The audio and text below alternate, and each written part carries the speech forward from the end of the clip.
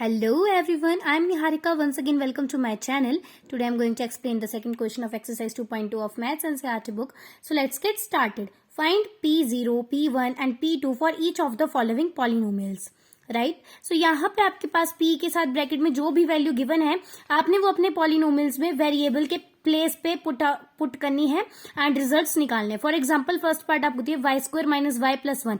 इसका मतलब यहाँ पे पहले आपने y की वैल्यू 0 लेनी है, सेकंड केस में आपने y की वैल्यू 1 लेनी है, थर्ड केस में आपने y की वैल्यू 2 लेनी है।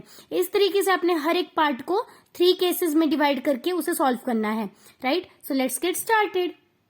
सो इसे मैंने पहले ही सॉल्व कर लिया था। So let's get started. In first case the polynomial is y square minus Y plus 1। So firstly हम यहाँ पे y की वैल्यू 0 ले लेंगे as given in the question. So y की जगह हमने 0 पुट कर लिया, हमारे पास बनता है 0 square minus 0 plus 1।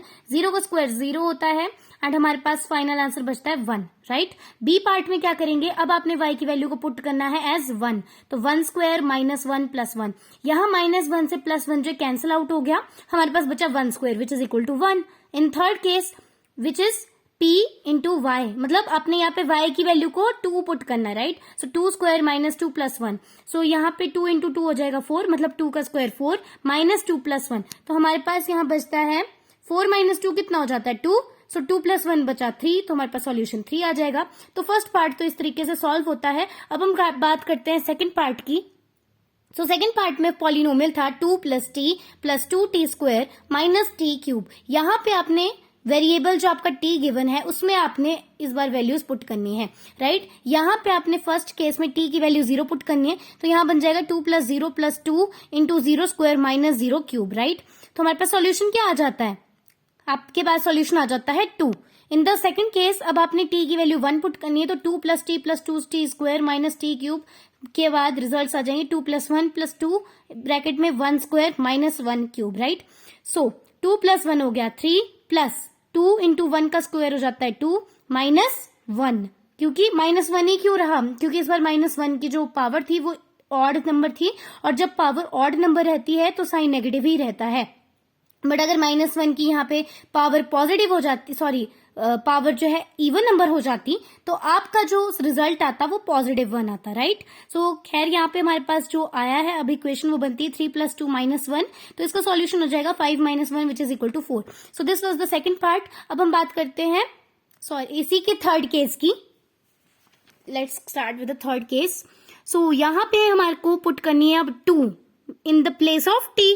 Right so यहाँ पे हमारे पास बन जाता है 2 plus 2 into 2 square minus 2 cube. So 2 plus 2 हो जाएगा 4, 2 इंटू 2 स्क्वायर हो जाता है 2 का cube which is equal to 8 minus 2 का क्यूब होता है 8। 8 से 8 कैंसिल आउट हो जाएगा, हमारे पास बच जाएगा 4 as the answer. Now third part हम सॉल्व करते हैं। थर्ड पार्ट में हमारे पास x क्यूब दिया था एज द पॉलिनोमियल। राइट अब हमने यहाँ पे x के प्लेस पे 0 पुट करना है फर्स्ट केस में, तो 0 का क्यूब होता है 0। सेकंड केस में हमने 1 पुट करना था, 1 का क्यूब होता है 1। थर्ड केस में हमने x की जगह पुट करना था 2, तो यहाँ पे 2 का क्यूब हुआ 8। राइट सो थर्ड पार्ट तो सॉल्व हो गया इजीली। अब हम बात करते हैं फोर्थ पार्ट की। राइट इसमें आपके पास जो पॉलिनोमियल गिवन है वो है x minus 1 into x plus 1। यहाँ पे आपने x के प्लेस में जो है वैल्यूज पुट आउट करनी है। सो फर्स्ट केस में आपने x की जगह पुट करना था 0, तो यहाँ पे बचा हमारे पास 0 माइनस 1 इंटू 0 प्लस 1। राइट अब यहाँ पे क्या बन जाता है, 0 माइनस 1 कितना रहता है माइनस 1, मल्टीप्लाई बाय 0 प्लस 1 होता है प्लस 1। हम देख सकते हैं माइनस 1 इंटू प्लस 1 कितना होता है, हमें पता है माइनस इंटू प्लस होता है माइनस, हमेशा नेगेटिव इंटू पॉजिटिव जो होता है हमेशा नेगेटिव रहता है, तो हमारे पास नेगेटिव 1 जो है आंसर आ जाएगा।